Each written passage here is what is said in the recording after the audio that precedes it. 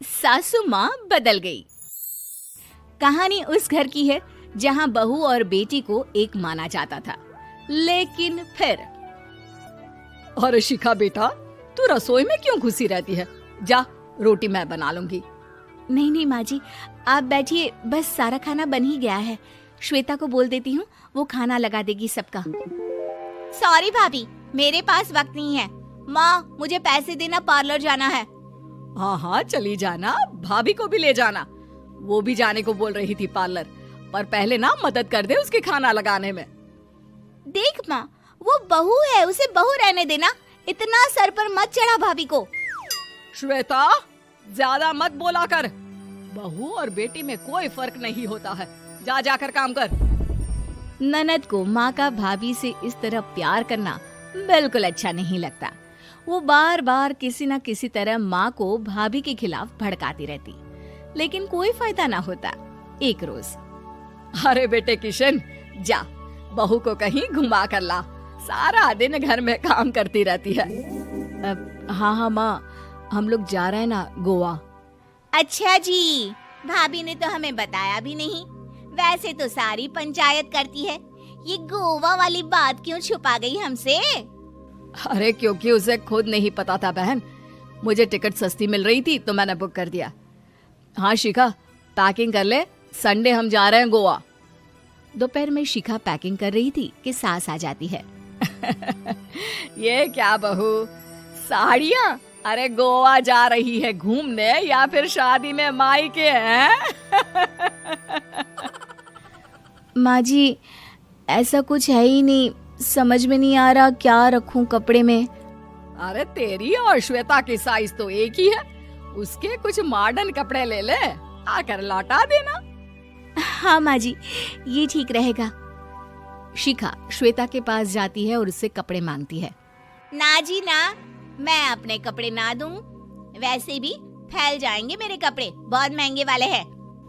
शिखा मुंह लटकाकर कमरे में आ जाती है तो सास कहती है, चल तैयार हो जा, तुझे मैं शॉपिंग करा कर लाती हूँ गोवा की।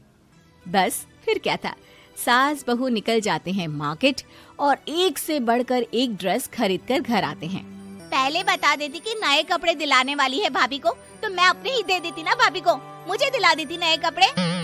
देख श्वेता, परिवार का मतलब सबके साथ रहना होता है, ना कि सिर्फ अपना सोचना। वैसे भी तुझे अच्छे संस्कार सीखने चाहिए।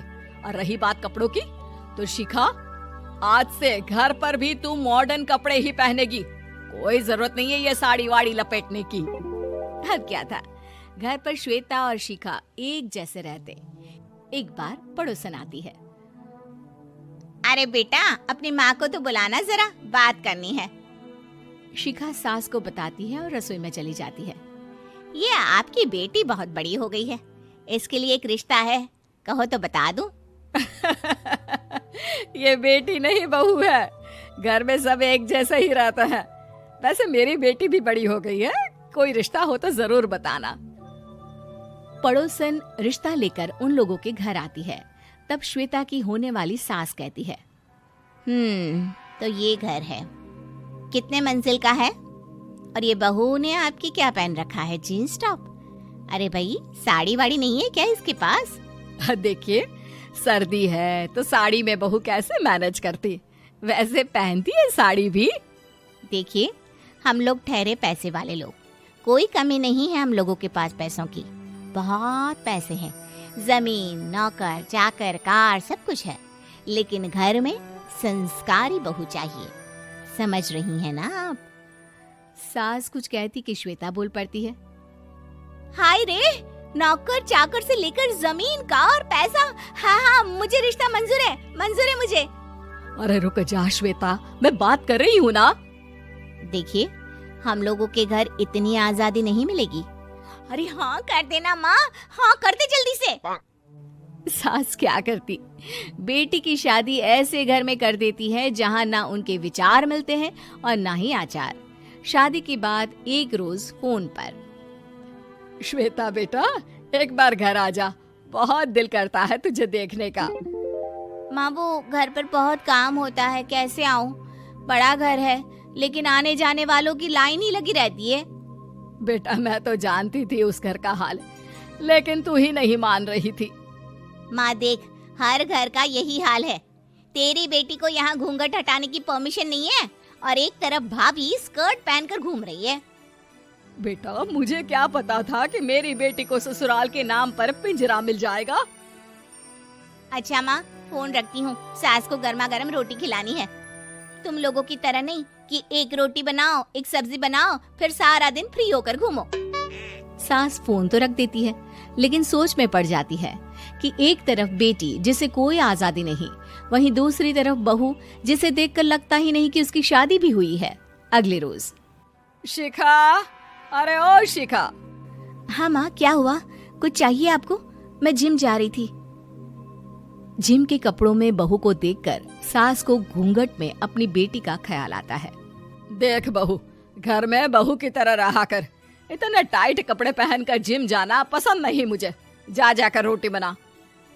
रोटी? माँ अभी तो शाम के 6 बजे हैं, इस वक्त रोटी? अब क्या मेरे खाने पीने पर भी पहरा है? अरे जब मर्जी तब मैं अपने घर में खा भी नहीं सकती क्या? बहू को अजीब लगता है।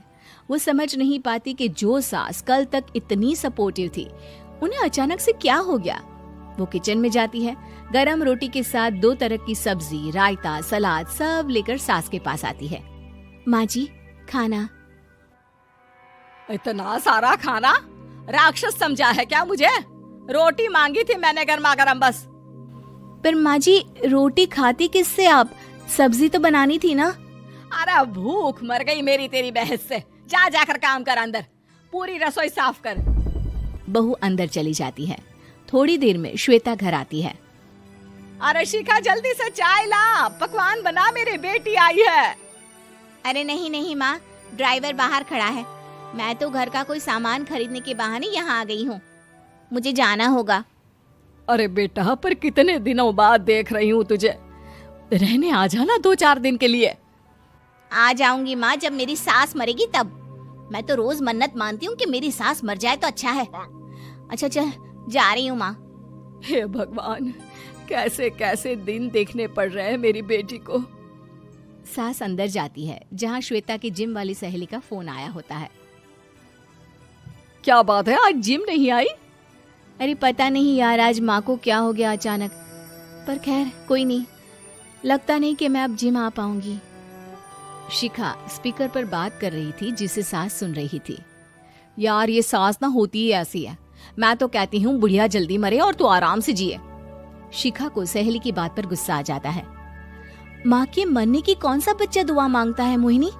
आगे से ऐसी बात मेरे सामने मत करना। हमारे घर की शोभा ही माँ है। क्या हुआ जो थोड़ी सख्ती दिखा रही है? उसमें भी कोई ना कोई उनकी भलाई ही होगी। मैं तो कहती हूँ भगवान मेरे जैसी सास सबको दे, जो सिर्फ माँ की तरह है। सास वाली तो कोई बात ही नहीं है उनमें। सास ये बात सुन रही थी। उनकी आंख में आंसू आ जाते हैं कि क्यों वो बेटे की किस्मत में बहू को भी भागीदार बना रही थी। शिखा, अरे ओ शिखा, क्या हो गया? जिम नहीं जाना क्या?